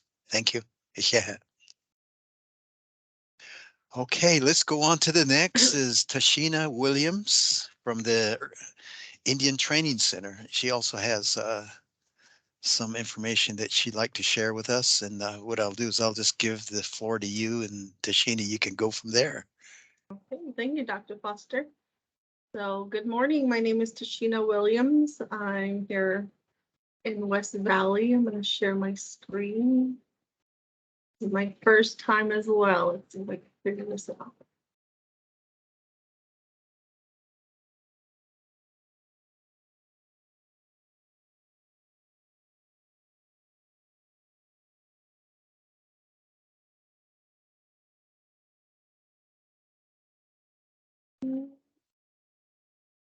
How do I share my screen if I'm going to use, it's not a PowerPoint. Oh, never mind. I found it. Okay. Can you guys see my screen? Anybody? Yes, we can see it. Yes. Oh, great. We can see it. Excuse me. All right. Again, my name is Tashina Williams. I'm the new program director.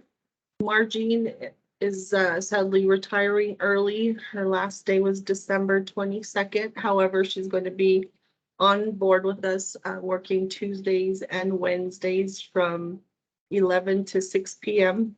I'm trying to make that transition with our new employee. Her name is Vida Fabella. We've been around since 1988, so we've been here for quite some time. So just a little bit about us. ITEC is federally funded through Workforce Innovation and Opportunity Act. The program, we serve Native Americans, Alaskan Natives, and Hawaiian Natives living in Utah. So we work closely with the Utah workforce. So we're under the WIOA. It was signed into law in July 22nd, 2014. It was designed to help job seekers access employment, education, training, support services to succeed in the labor market.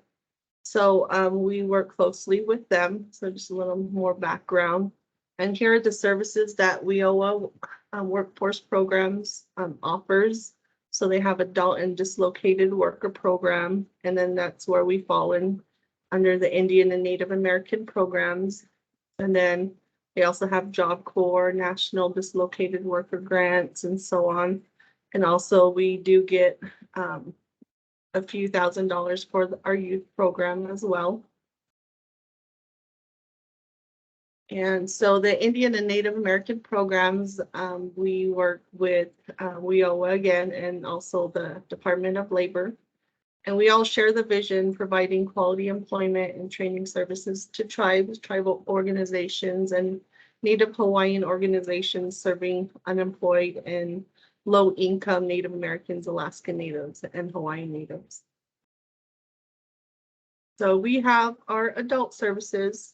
So we work with students who are going to school, who want to get their, we work from trade schools all the way up to their bachelor's degree. So ITEC provides a monthly stipend. They can earn up to $400 every single month based on their grades and attendance and how many hours they're taking.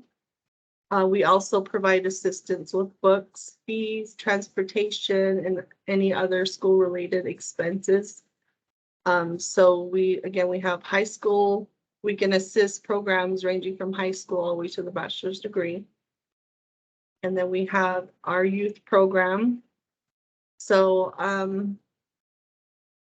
here's some information. So students have to be in 9th grade and at least 14 years old to qualify.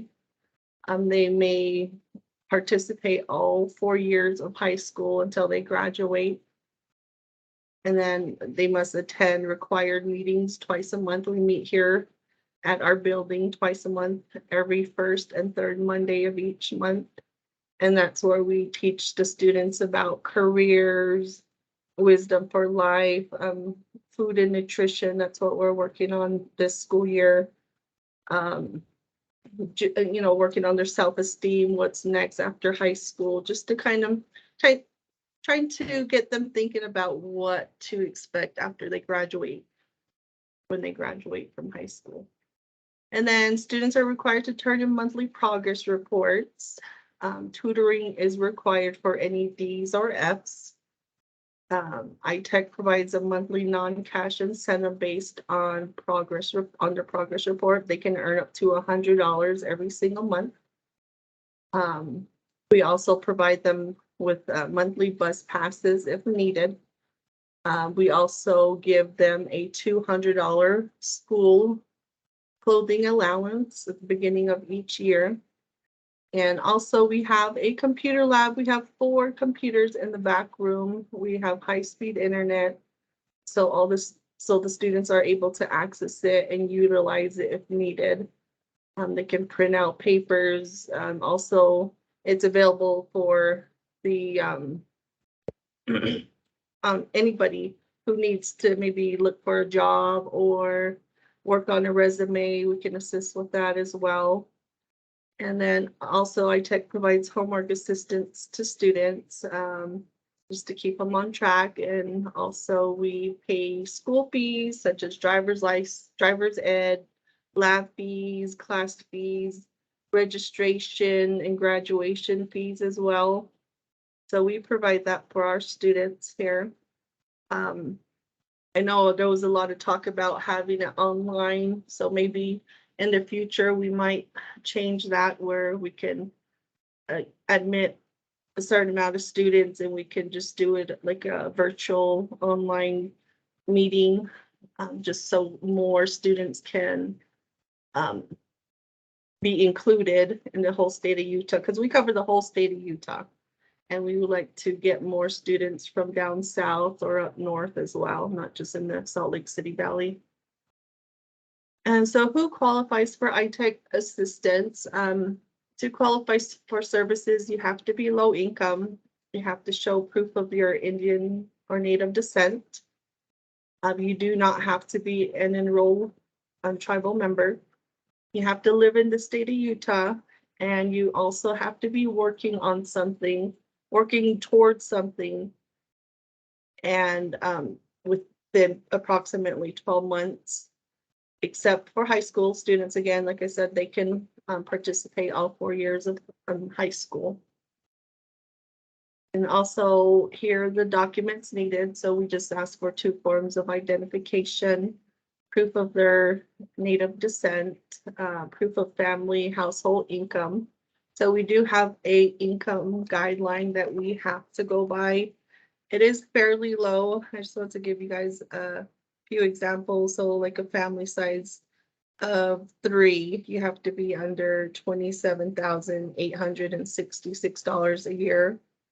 And then for family of 6, you have to be under $47,478 a year. So that just kind of gives you an idea on how to qualify for our services. We also verify the Utah address, the selective service registration. That's for males only. Also for adult services, I forgot to mention, if someone relocates to Utah and decides to work in the construction field and they need work boots or clothing or, some tools, just no power tools. We don't do power tools, but if they need a hammer or pliers or whatever they need, we can assist with that as well. And so we are on Facebook and Instagram. So we try to encourage people to follow us on there. We update that daily. And here's our contact information. We're on 1455 West 2200 South Suite 200 in West Valley City. We just recently changed our email domain. So now we're at itechutah.org. which is pretty exciting for us. So there's my information, Tashina Williams and Vita Fabella. Again, Margene will be here part-time, just Tuesdays and Wednesdays. She's using her same email at questoffice.net. And here is our website, indiantrainingcenter.com. I think I pretty much, and then also I just want to bring up the students we have been working with. So right now we have 18 to 20 college students that we're working with throughout the state of Utah. And then also our high school students, we have 6 from Granite School District. We have 3 students from Canyon School District. We have 1 student from the Salt Lake City District. And we have 1 from Jordan District. So we have 11 students total right now in our program. We'd like to get more. I just went on a trip down south. I went to USU in Blanding, and I worked my way around southern Utah. I went to Dixie Tech, Utah Tech, Southwest Tech, and also SUU. So myself and Vita are on a mission to get our name out there and our information out there as well. We have funding. We have plenty of funding to go around, and we're more than willing to help who we can. But that's all I have. Do you guys have any questions?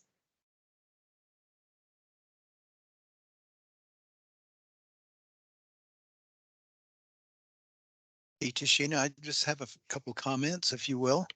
Okay. You know, I think this is a very, very good program. You know, I really didn't know that you guys offered all these services. Seems to me that this is the best kept secret. So it's support services, and these students need support services, especially coming to you know, that the financial support is one. That's a big one. Oh yeah. And then you get the aptitude. I think working alongside with youth science might, you know, it might trigger something. Oh yeah. And I think you know, Mario, you know, you can probably meet up and sit down around a table and Kelly and talk about this conversation about the career opportunities for these students and giving these students a chance. And of course, you know, the coordinators, you know, getting some of the coordinators to start to knock on doors and encourage these students that these are available services that are provided. And I think this is a great opportunity. You know, I wish I had something like this when I was going through school, and you know, this is some really, I mean, this is some really good information. And again, I'd like to thank you for presenting this. And I see there's a hand up. I don't know who that is, so I'll shut myself down.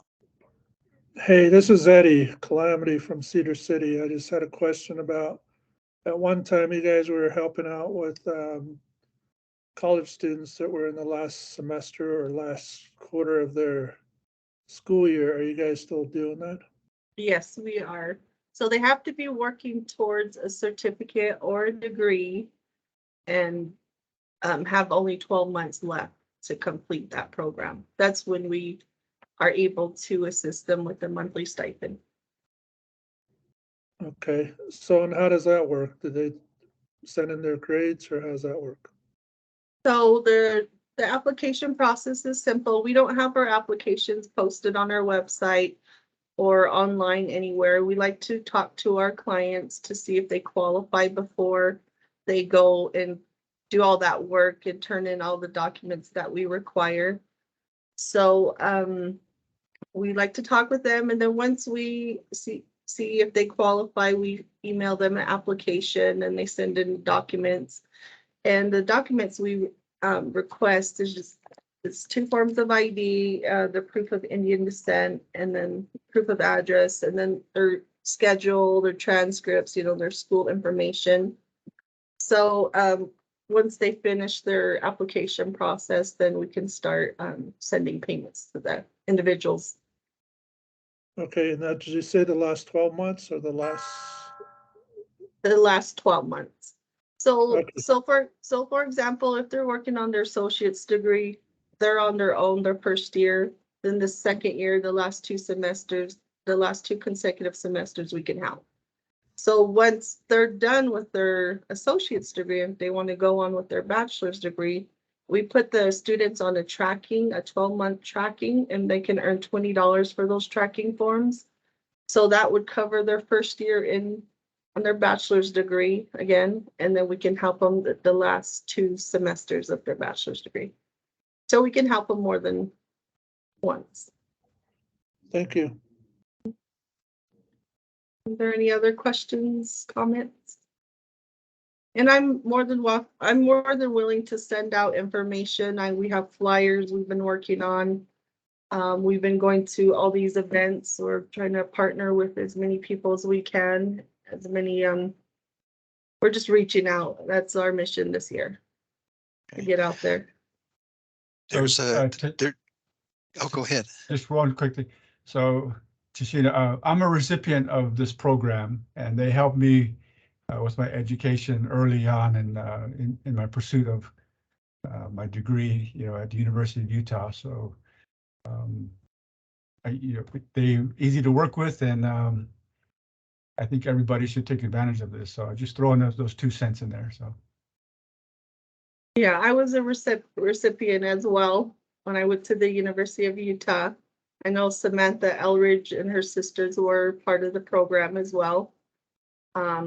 There's so many. We've just Margene and I think Janie, well, they're here like since 1996, way like long time ago, but we've served probably over 3,500 Native Americans in the state of Utah. Well, that's a good number. There's a comment that was made. Is there a possibility that you can send us these slides out? Oh, yeah. If you could send it to Renee. Okay. Then Renee, she'll send it out with this mass. Everybody will get that. Okay, yeah, I can definitely do that. Okay. I don't know if Renee's still on or not. Well, thanks again, Dr. Foster, for adding me to the agenda. Oh, you bet. And I'll put my contact information in the chat too. So if anybody wants to reach out. Yeah. Well, you can probably send it to either Renee or myself. So we'll get that information out. Thank you again. Sounds good. That's some good information. Okay, the last 2 items, the updates, the Title VI programs. Anybody out there to share what they're doing?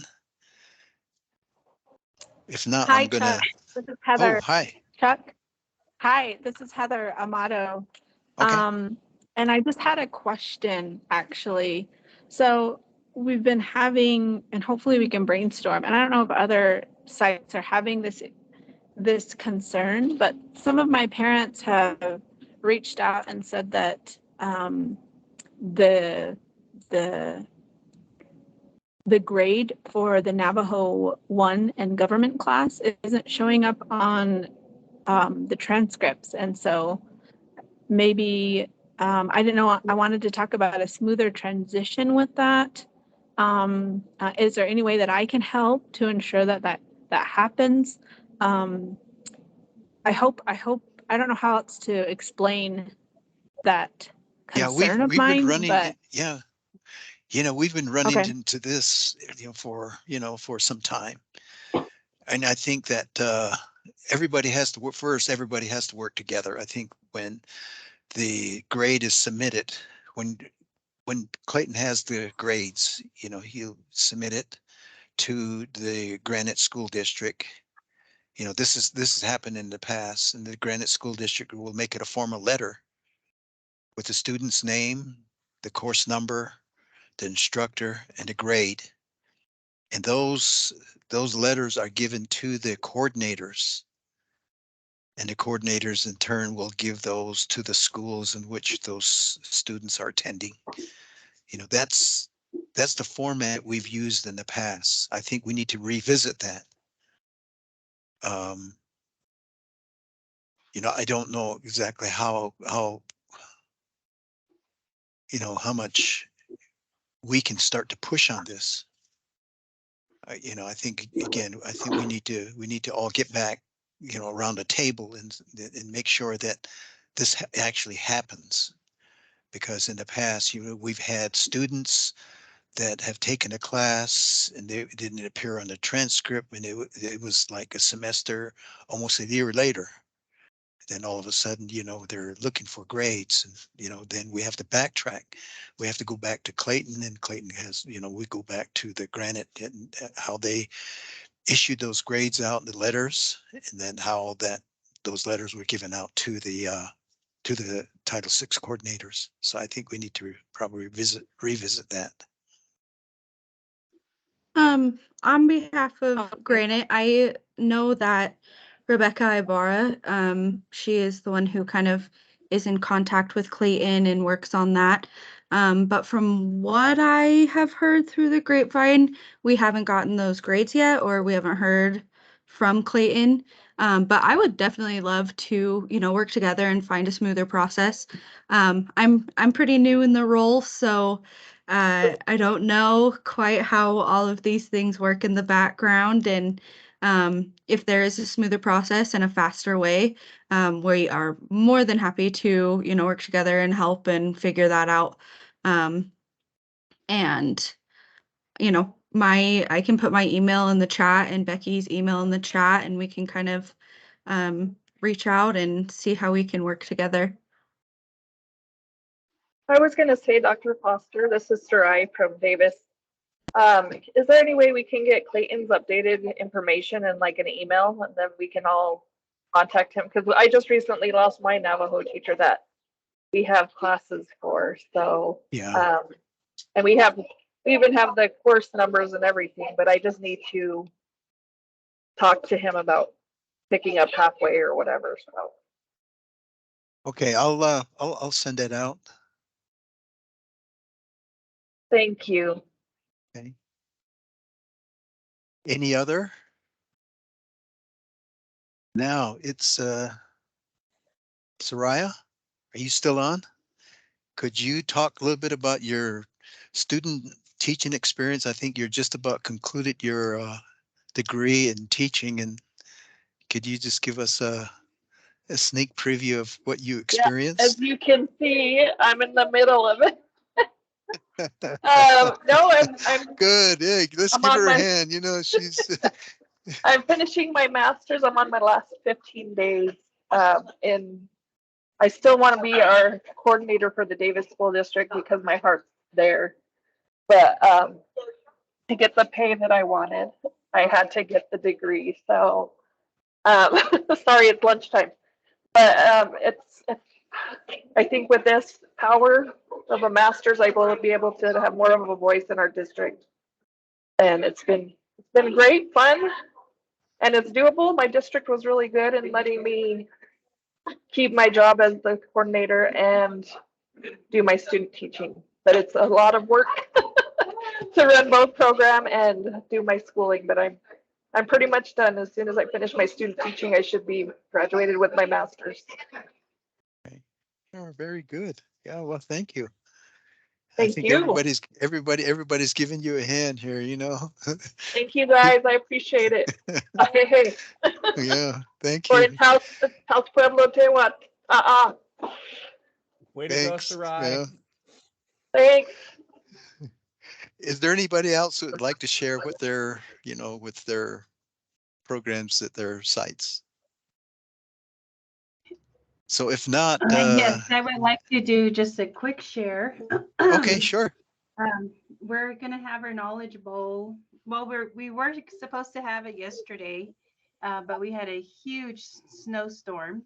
So, and it's still snowing today, but we've postponed it and we have a new date. So we're gonna have it on the 9th, and then our K6 Heritage Language Navajo Language Fair is coming up as well on the 16th. So I am trying to get a youth leadership council together for a district. So I'm going to be sending out kind of like a shout out using social media to students to see if they would like to join. I would like to have, we're kind of just scheduled a youth leadership conference in April. So I would like to have a lot of student input in getting that together. So that's what we're doing in San Juan. Thank you. Very good. Thank you. If there's no other, Title VI, the Urban Indian Center. Avina? Oh, yes. This is Eileen. Hey, I wanted to see if maybe I could share some information about Adopt a Native Elder. Adopt a Native Elder is doing their winter storytelling on January 29th, which is a Sunday. And I know this is something that maybe a lot of the families, I see a lot of Navajo families that come to this. So I wanted to share about this. It's going to be a storytelling, winter storytelling day, and it will be from 2 to 4 p.m. Adopt a Native Elder is a humanitarian organization that supplies and takes care of over 800 Navajo elders on the Navajo reservation. We do food runs in the fall and in the spring, and hold these cultural workshops during the year. My Title VI Indian Ed students are going to be doing a little play with animal masks to show the story about the moccasin game and how it came to be. They're going to be singing and doing the animal parts and sharing that story and everything. So I wanted just to share with the Title VI coordinators, that's going to be on January 29th at the Adopt a Native Elder warehouse from 2 to 4 p.m. Thank you. Hey, thanks, Eileen. Avina from the Urban Indian Center. Yeah, so can everybody hear me? Yes. Okay, cool. Well, Yate, Ben, everybody, just wanted to introduce myself. I know it's been a while since I joined. So share I've a holiday and share my deshki's initially the Bethajina Bashichinki Ani Dasichedo, but Bethni Dashinella. Just a little bit about me. I'm the family program coordinator here at the Urban Indian Center. It's really nice to see some very familiar faces. So I just wanted to share some information about some of our upcoming youth and family programs. So we have currently our January culture class on January 24th and January 31st.